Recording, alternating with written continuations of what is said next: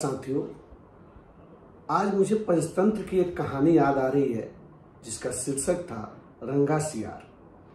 इस कहानी को हम सब लोगों ने सुना होगा, लेकिन उसको मैं पुनः एक बार ताजा कराऊंगा आपके बीच में कि कोई एक सियार होता है, एक बार दुर्घटना से किसी पेड़ के नीचे चपेट में आ जाता है, कमजोर हो जाता है और उसको शिकार करने में दिक्कत होने लगती है।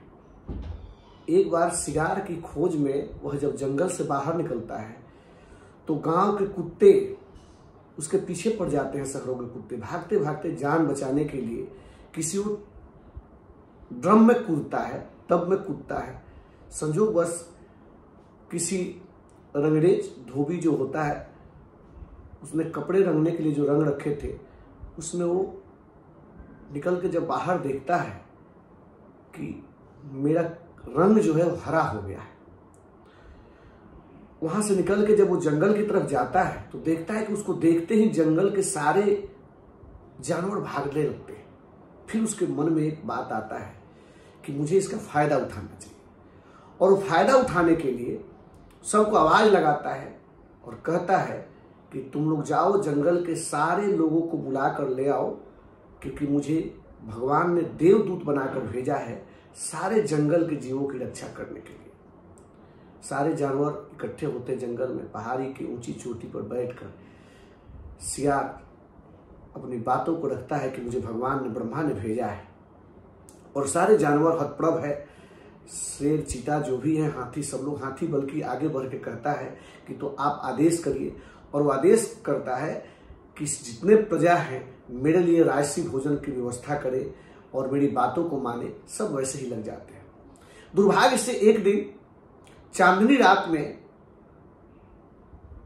सारे सियार मुंह को ऊपर करके हू हू की आवाज निकालते हैं, और संजोग से वह सियार भी अपने अंदर के इमोशन को नहीं रोक पाता है और वो भी चिंघारने लगता है। और जैसे ही चिंघारता है, हू हू करता है, तब तक शेर और चीते देख लेते हैं और जंगल के अन्य जानवर देख लेते हैं और कहते हैं कि ओ, ये तो सियार ही है, ये सिर्फ रंग चढ़ा लिया था अपने ऊपर और हम सबको मूर्ख बनाता है। सब उसके पीछे पड़ जाते हैं। ये बातें मैं क्यों आज कह रहा हूं?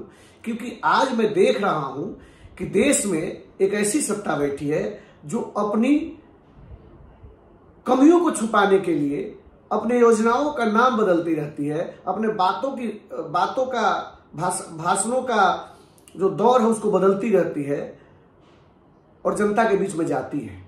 लेकिन आज एक ऐसा समय आ गया है कि जब भी वो कोई झूठी बात बोलते हैं, जनता पकड़ लेती है और जनता में चर्चा होने लगता है। आजकल तो ट्विटर का जमाना है, ट्विटर पर ट्रेंड होने लगता है। कल मोदी जी भाषण देते देते उन्होंने हिंदू मुसलमान तक अपने बात को कह दिया। उन्होंने जहां चुनाव आयुक्त कहता है कि इसमें धर्म का नाम नहीं ले सकते हैं, किसी जाति विशेष का नाम नहीं ले सकते हैं, उन्होंने जात का भी नाम लिया।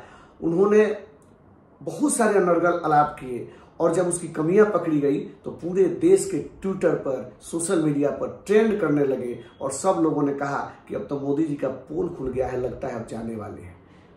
आज वो बातों को उल्टा सीधा करके परोसते हैं, वही झूठे जुमलों को वह गारंटी के रूप में परोसते हैं, जो जनता समझ चुकी है कि पिछले 10 सालों में इन्होंने जो जो बातें कही वह एक भी पूरा नहीं हुआ। महंगाई भी कम नहीं हुई, रुपये का कीमत भी मजबूत नहीं हुआ, पेट्रोल डीजल और महंगा होता गया। यहाँ 80 करोड़ लोग राशन पर जीवित रहने के लिए इन्होंने विवश कर दिया।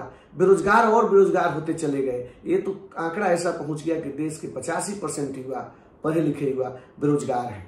तो अब जो रंगे सियार के रूप में आपके बीच में आ रहे हैं, आप इस चीजों को समझिए, क्योंकि अब रंग उतर चुका है और जनता समझने लगी है। बहुत बहुत धन्यवाद। नमस्कार।